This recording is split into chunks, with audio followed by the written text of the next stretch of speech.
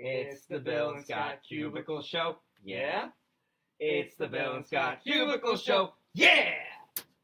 Oh, what is this? Wow, it's crazy. We gotta get our seats used to it. readjusted Okay, yeah. here. What's going All right, hold on, everybody? There we go. That's better. Wow.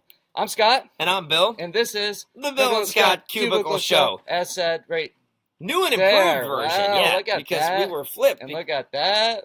What is going on, people? Oh, my God. So we need to, hold on, let me just scoot in. There he is. There we go. Here I am.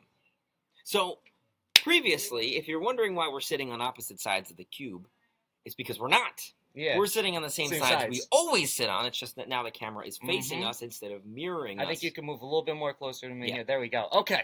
See, we're still getting adjusted. You know how we do. Even though it looks like it's a real show, it's not a... You get what I mean. We don't really care.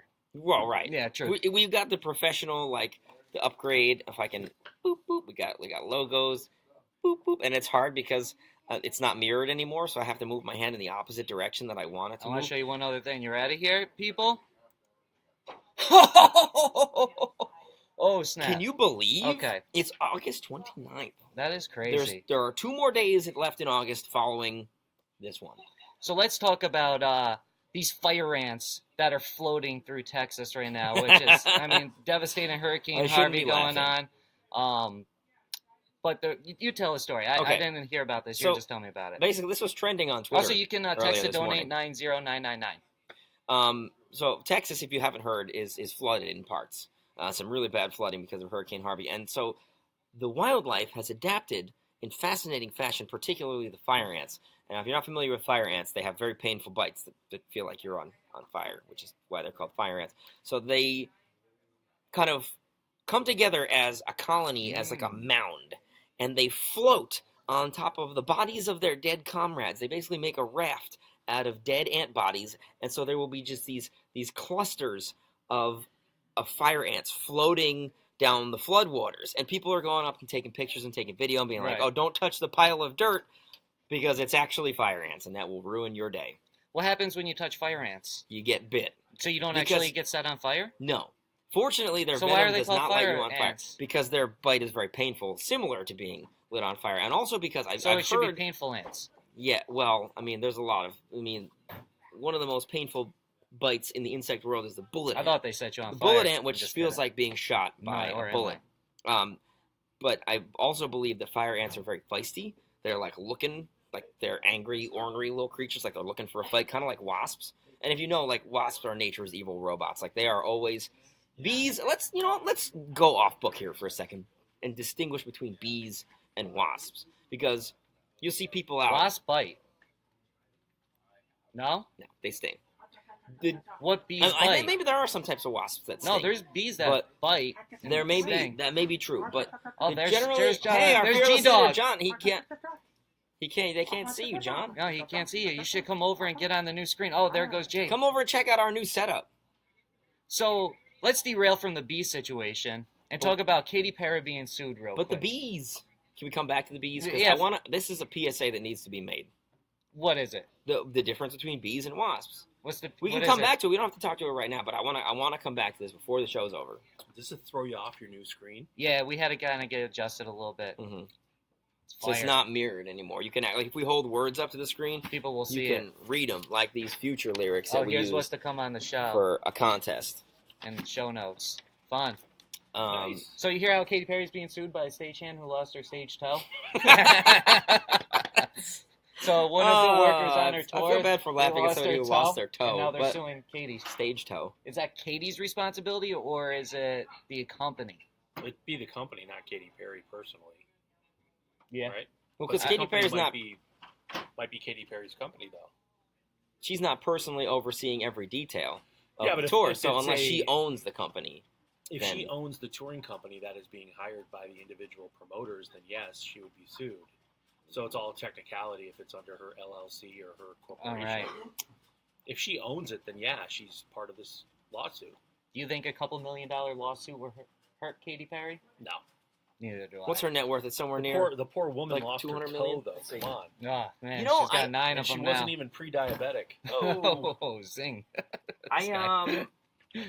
What What are you looking up over here, Katy Perry? Katy Perry's net worth. Okay. But Katy Perry has a net worth of $280 million. So a couple million, that's nothing. Yeah, she could lose a few. But for this woman who lost her toe, she's only got 9 toes. Would you allow somebody to cut off your big toe for $1 million?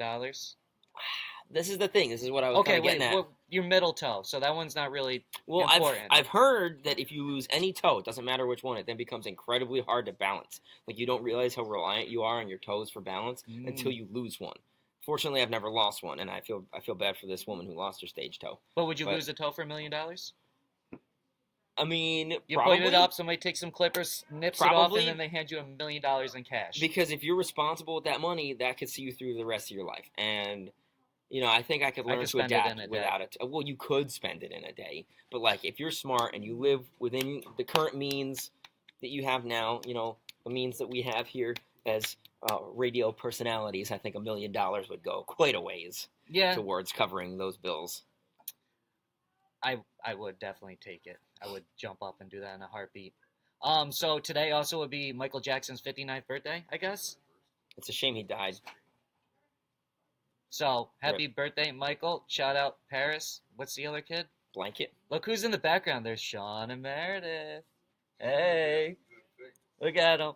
Hey, does anybody know who left this saltwater taffy here by any chance? Oh, thank you. Well, we were going to turn that into a caper, like the mystery of the saltwater taffy, right? But that was an easy mystery to solve. Don't need it. Thank you. Well, thanks for that. It says 4 jams, and we can hold that up, and they can read it, and it's not mirrored. It says 4 jams.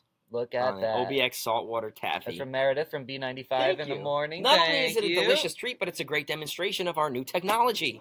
Wow. Wow, we're so 2017. I should say like we're 2014. We're so on our date.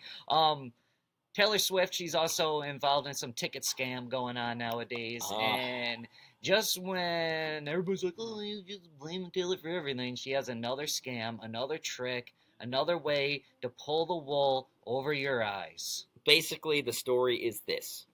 Taylor Swift is partnering with Ticketmaster. Hey, John, are we allowed to put Ticketmaster on blast? You can do whatever you want. Okay. All right, Ticketmaster is like, they pretty much own the entire online ticket sales industry. And nobody likes them because nobody likes a monopoly. But they're like partnering in boxing. Yeah, if people get that obscure reference. Okay, but anyways, go. But anyway, so it's weird. I keep wanting to tilt my head in one direction because I see it one way on the screen, and I start tilting, so I'm going to end up like this. But anyway, so they partnered up with this thing called Taylor Swift Tix, T-I-X, where for her tour, the Reputation tour, the dates haven't been announced yet, but it's like, well, when we announce the tour dates, the tickets are going to go on sale, and at that point, you want to be like higher priority in line online to buy the tickets, and you can increase your status, increase your priority by doing certain things online, like watching her videos, sharing her social media posts. And here's the kicker. The best way to increase your priority in this line, to increase your standing to get tickets, is to pre-order her album and buy merch. So basically, she's selling earlier access to her tickets by way of selling merch on her website. But acting, yeah, thank you, Stephanie. Would you like to come over and... But I don't see how this is a scam. I think this is great. It's a way to keep all those people that buy up all the tickets in the beginning away from buying the tickets. That's what it's being billed as, keeping it out of the hands of the scalpers and the bots. It's like, I'm doing this for the fans. I am Team Taylor on this one. This is definitely for the fans. Me too. Well, you just said it's a scam. Stephanie, no, I said how is it a scam? It's not a scam at all.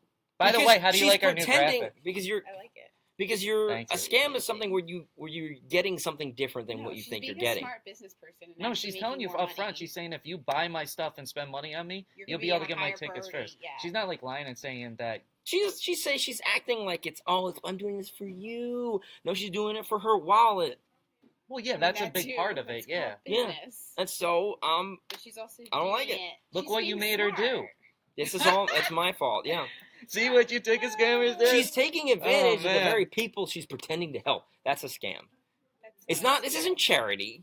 This isn't like if it was purely like watch my videos, share my posts, you get points. That's fine. Even then, you're doing the job of her marketing team for free. So the Serpentine Queen is God. She's getting free. Oh, so now you're on the payroll too. Now this guy's on the payroll.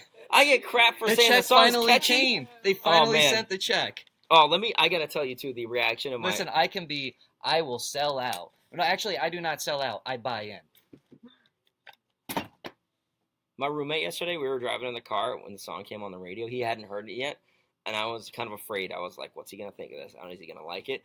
Then it got to the chorus, the "Look What You Made Me Do" ad nauseum, and like about 2 repeats into it, "Look What You Made Me Do," he just goes, "What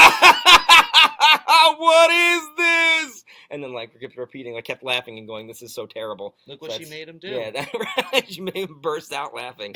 I will say though the video is pretty good. No, the video dope. is very detailed, very layered. There's a lot going on, and it's like blank space video on acid. Like, and I really like the blank space video for what it is. I think Blank Space is probably her best song. I agree. I think Blank Space is one of the greatest songs ever written. Honestly, I will stick by that. I think it's definitely one of the best pop songs of the last 8 years. It's one of the better of the pop songs. That's definitely faux. So no disrespect to Taylor Swift and her musical talent. She's got a lot of it. Just she's not demonstrating it with this particular track. So we'll see what the second single sounds like. Yeah. So Drake and Josh, the other Drake, the Drake that's not like Drake Bell. That Drake, not Aubrey Graham. The Drake who never went over. Wheelchair Jimmy. We're talking about Drake Bell. Bell. Drake and Josh. Yes. So I guess they made up. They're friends again? Yeah, they made up at the VMAs. They took a picture together, and they each posted the same picture on their Twitter pages and posted, like, hug me, like their hug me, brother line. And it makes me wonder, though, because it was all done, like, there was no big announcement. There was no, like, oh, I forgive you. It was just they took a picture, and that was that. It makes me wonder if the whole feud was a publicity stunt to see how interested people would be in a Drake and Josh reunion. But didn't one of them not get invited to the wedding and stuff? That's what it started from. Yeah, but maybe Drake couldn't go to the wedding in the first place. And so they were like, hey, how do we get people talking? What else is he doing? Absolutely nothing. Let's have some of this. I don't know what he's doing. But I'm just saying, I would be down for a Drake and Josh reunion. So if that's the case, if all of this leads to Drake and Josh, the feature film, thank you. Wait, this piece is too big. I don't know. You really are interested in Drake and Josh? Oh, movie? yeah. You are crazy. If you didn't watch Drake and Josh when you were a kid, what were you doing? Oh, well, I mean, I guess watching not a kid. Dragon Ball Z. I was in college when it came out, but most likely Dragon Ball Z watching. Okay, I mean that's fine. You do you. But I was there for all the Schneider's Bakery stuff. I like iCarly too. So, Steph, would you like a Drake and Josh reunion? She says no. Why? She says it wasn't that great. You out your goddamn mind? Mm-hmm. No, Dana from the Cat says she would watch it. Yeah. This Dana, tastes like cinnamon. Real quick, before we close out the show. Dance, monkey, dance. Hi. This is cool. You like it? I like it. Yeah. I can't eat the cinnamon. I can't do the cinnamon. So why do you like it? It was good kid humor. I just want to hear another opinion other than his. It wasn't. There was no like sexual stuff for kids like in high school and middle school. So that's why we liked it. Okay. We liked it a lot. I was happy when they got together. Did your kids like it? Yes. Oh my god, my girls loved it. Do you want some? No, thank you. Did they ever watch iCarly? All the time. And you don't seem as pleased about that one. We still. I think iCarly's really funny, actually. Actually, it is. It's stupid there's Spencer. Who is it? What's his name? The brother. Yeah, the actual guy, Jerry Trainer. He is hilarious. Yeah, he's good. It was good. It's stupid humor that we would laugh to. Mm-hmm. All right. And to go back to episode 1 is that this is like the iCarly of Cubicle Shows. Which one's Carly and which one's Sam? Bye, guys. I watched it. Thanks, Anna. I'll be Carly. Okay, I guess that means that I'm Sam. Mama needs her fat cakes. I don't get that reference, but random dancing. Okay, so with that being said, we are about to sign off. Thank you for tuning on in. For we didn't do the bees. Edition. Oh yeah, give them your PSA. No, we can do the bees you got tomorrow. A minute. Okay, I got a minute. All right, there's a difference between bees and wasps. Bees are our friends. Wasps are our enemies. Bees sting once, then they die. Wasps can sting as many times as they want. And they want to sting you. Because they bite. That's why they can do it multiple times. I mean, there may be some wasps that bite. I bet you if you Google right now, do wasps bite? I bet you it says they bite and they don't sting. I'm sure we're going to Google it. Do wasp bite? Scott, a.k.a. Carly, right? While a bee can only sting once because its stinger becomes stuck in the skin of its wasp, a wasp can sting more than once during an attack. Wasp stingers remain intact. However, without a lodged stinger, wasps... Whatever. I'm not good with bee talk, so whatever. There we go, They sting. They just sting more than once. They just go... into your skin. So that's it for this edition. They're evil. Kill them.